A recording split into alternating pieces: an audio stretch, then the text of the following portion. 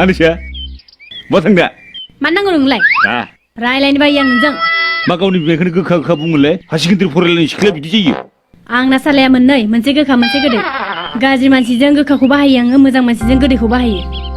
गोदो उन्दैयाव बामा माथो मोनसेल'मोन दा देरनायखौ बावनो मोनथाराखैना मोननै जाबायना सालाया